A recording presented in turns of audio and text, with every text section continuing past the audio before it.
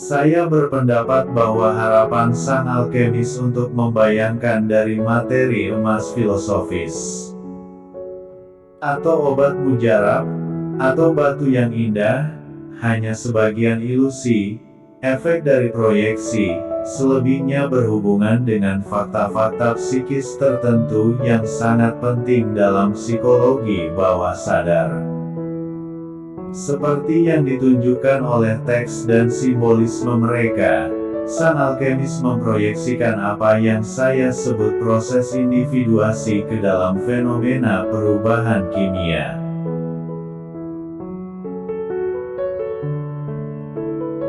Kesempurnaan milik para dewa, yang paling bisa kita harapkan adalah keunggulan.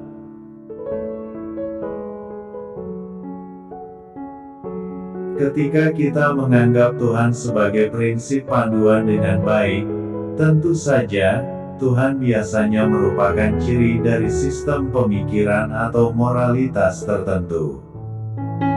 Misalnya, ambil Tuhan Kristen, summum bonum. Tuhan adalah cinta, cinta menjadi prinsip moral tertinggi, dan Tuhan adalah roh, roh menjadi gagasan makna tertinggi. Semua konsep moral Kristen kita berasal dari asumsi seperti itu, dan esensi tertinggi dari semuanya adalah apa yang kita sebut Tuhan.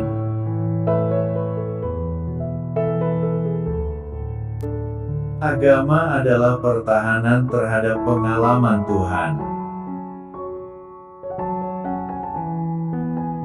Paruh pertama kehidupan dikhususkan untuk membentuk ego yang sehat. Paruh kedua masuk ke dalam dan melepaskannya.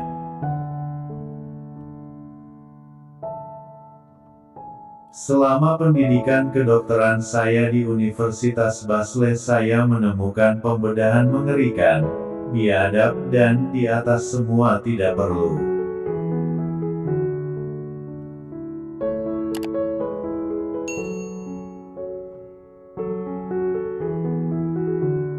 Sinkronisitas adalah realitas yang selalu ada bagi mereka yang memiliki mata untuk melihat.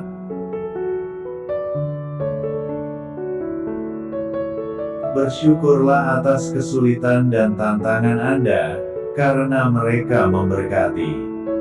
Faktanya, manusia membutuhkan kesulitan, mereka diperlukan untuk pertumbuhan pribadi, kesehatan, individuasi, dan aktualisasi diri.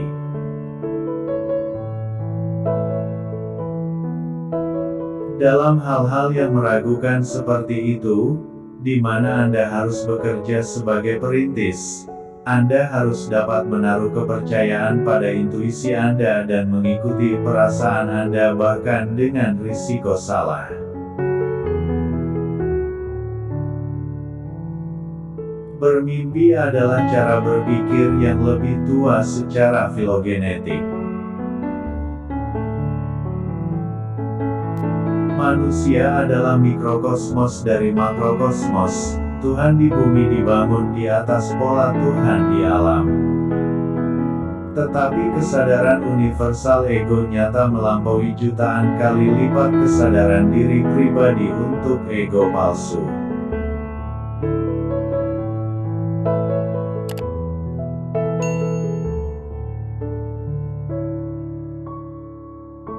Saya harus membuat pengakuan iman di atas batu.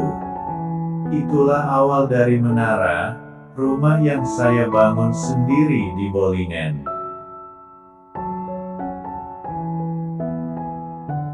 Visi Anda akan menjadi jelas hanya ketika Anda dapat melihat ke dalam hati Anda sendiri. Yang melihat keluar, mimpi; yang melihat ke dalam, terbangun. Untungnya, dalam kebaikan dan kesabarannya, alam tidak pernah mengajukan pertanyaan fatal tentang makna hidup mereka ke dalam mulut kebanyakan orang. Dan di mana tidak ada yang bertanya, tidak ada yang perlu menjawab. Mereka yang melihat keluar, bermimpi. Mereka yang melihat ke dalam, terbangun. Jika agama kita didasarkan pada keselamatan, emosi utama kita adalah ketakutan dan gentar. Jika agama kita didasarkan pada keajaiban, emosi utama kita akan menjadi rasa terima kasih.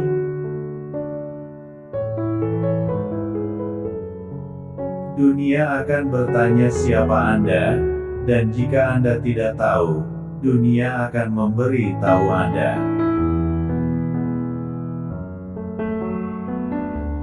Orang yang sudah tua harus tahu bahwa kehidupan mereka tidak meningkat dan berkembang, tetapi bahwa proses batin yang tak terhindarkan memaksa kontraksi kehidupan. Bagi seorang anak muda, hampir merupakan dosa dan tentunya bahaya jika terlalu sibuk dengan dirinya sendiri. Tetapi bagi orang yang sudah lanjut usia itu adalah tugas dan keharusan untuk memberikan perhatian serius kepada dirinya sendiri. Mengetahui kegelapan Anda sendiri adalah metode terbaik untuk menghadapi kegelapan orang lain. Seseorang tidak menjadi tercerahkan dengan membayangkan sosok-sosok cahaya, tetapi dengan membuat kegelapan sadar. Hal yang paling menakutkan adalah menerima diri sendiri sepenuhnya. Visi Anda akan menjadi jelas hanya ketika Anda dapat melihat ke dalam hati Anda sendiri. Yang melihat keluar, mimpi; yang melihat ke dalam, terbangun.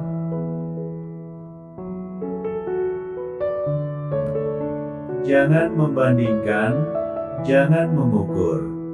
Tidak ada cara lain seperti milikmu. Semua cara lain menipu dan menggoda Anda. Anda harus memenuhi cara yang ada di dalam diri Anda. Hidup benar-benar dimulai pada usia 40. Sampai saat itu, Anda hanya melakukan penelitian. Pikiran sadar membiarkan dirinya dilatih seperti burung beo. Tetapi alam bawah sadar tidak, itulah sebabnya St. Agustinus berterima kasih kepada Tuhan karena tidak membuatnya bertanggung jawab atas mimpinya. Pertemuan dua kepribadian seperti kontak dua zat kimia. Jika ada reaksi, keduanya ditransformasikan. Masalah sinkronisitas telah membingungkan saya untuk waktu yang lama. Sejak pertengahan 20-an, ketika saya sedang menyelidiki fenomena ketidaksadaran kolektif dan terus menemukan koneksi yang saya tidak bisa jelaskan sebagai pengelompokan kebetulan atau lari.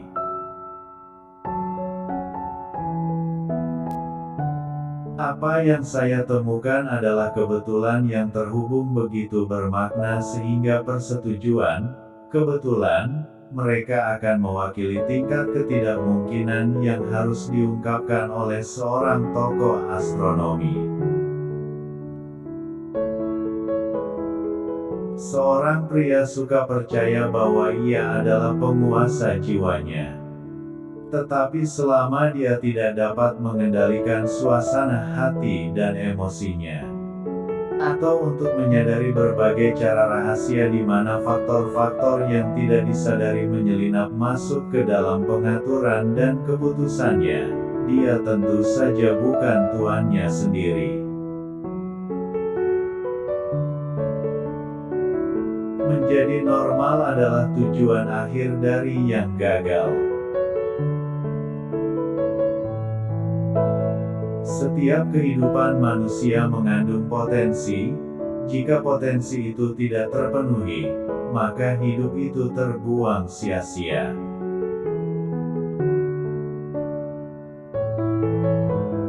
Mengetahui kegelapan Anda sendiri adalah metode terbaik untuk menghadapi kegelapan orang lain.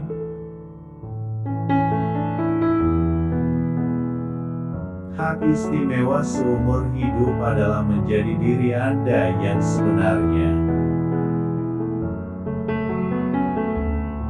Hal yang paling menakutkan adalah menerima diri sendiri sepenuhnya.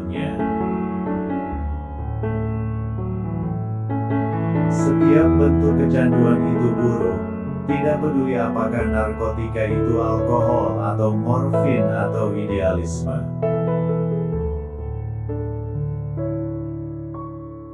Sampai Anda membuat alam bawah sadar, itu akan mengarahkan hidup Anda dan Anda akan menyebutnya takdir.